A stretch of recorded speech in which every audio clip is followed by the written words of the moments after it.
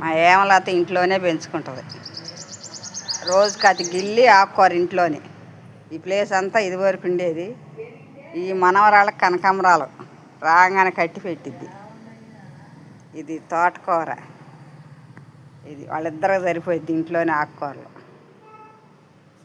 ఈ మాత్రం వస్తే వాళ్ళ మనవరాలు రోట్లు వేసి దంచుతారు, పువ్వులన్నీ దంచుతారు.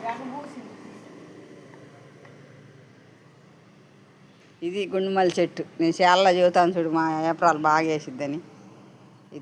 ఇదిగో డబల్ చెట్టు.